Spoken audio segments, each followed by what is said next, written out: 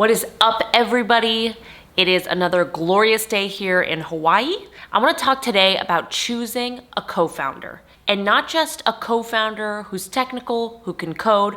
I want to talk about choosing an amazing co-founder. I got this in one of my comments on an earlier video, and it's something that I hear about pretty commonly with entrepreneurs who are just starting out. I'll share my own struggle of finding my co-founder and how I ended up with an amazing partner. So stay tuned. My name is Tracy, I'm a tech entrepreneur, and I'm currently in Hawaii recovering after a decade of building a Silicon Valley startup. I went through depression, loneliness, and struggle. Here, I get vulnerable and share my experiences and advice so entrepreneurs never feel alone. Subscribe down below and let's have some real conversations.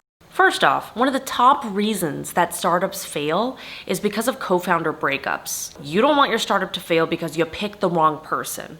But the other thing, when I reflect on my journey with Choose, me and my co-founder went through so much together. We went through failed fundraises, employees quitting, layoffs. We went through near the end of runway multiple times. I mean, you go through some dark times with this person. It's really hard to do it alone. It's even harder to do it with the wrong person. So let's talk about that amazing fit. The first tip is that you have to give the process time. Think about it like dating. Let's say that you really want a baby, but you're single.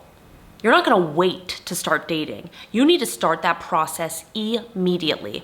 I would even argue even before you have the idea fully formed. Don't wait for perfection to start putting the feelers out there that you're looking for a co-founder. For me at Choose, it took me over a year to find and meet my co-founder. I went through a couple of developers who didn't work out. I also went through a web agency. And those were excruciating periods where I basically had to handwrite all my invoices because I didn't have the resources to build the technical platform. It takes time, so get started on it early. Tip number 2 is don't be shy. Tell the network, tell everybody that you know that you are looking for a co-founder, and do it early. You can tell your family, you can tell friends, you can tell former coworkers, because this is a process of getting to know people that you have vetted by your community. My co-founder's name was Jeff.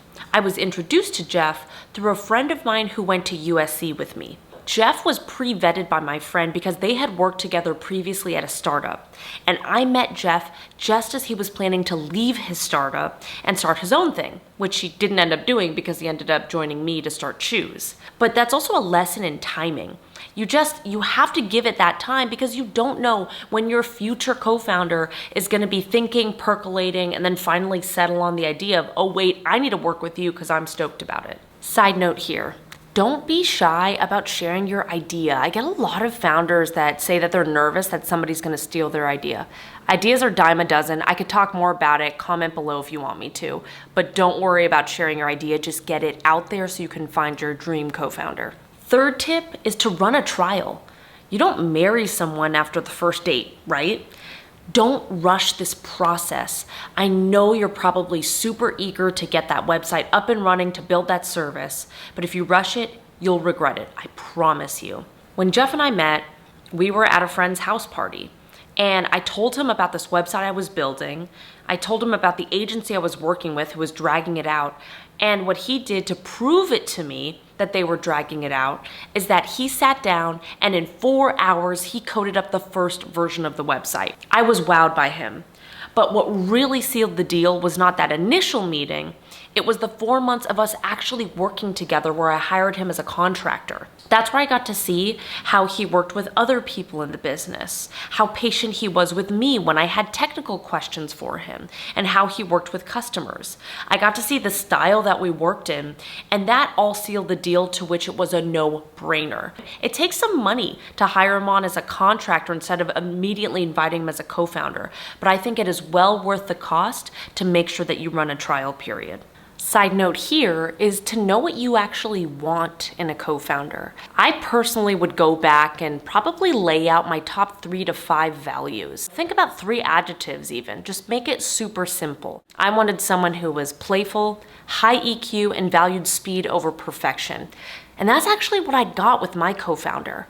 So drive that direction and know what you want from a values level, because those values don't change over time. A lot of other things can, but usually the values don't. I can't hammer in this point enough, but do not settle for a neutral co-founder. You want to make sure you have an amazing co-founder. My experience with Jeff was so incredible because he wasn't just a co-founder, but he was a friend. And I also kind of joke, but I'm not really kidding. He was a spiritual guide for me too. I remember a distinct moment when I was sitting down on a stoop in San Francisco, bawling my eyes out because I was scared of us hitting the end of runway. He told me that it's totally okay to feel negative feelings and to feel sad. I never had somebody accept me so much. And having a journey like that with that kind of partner makes all the difference. He also had the resilience where he was willing to dip into his savings very early on when we couldn't raise a round.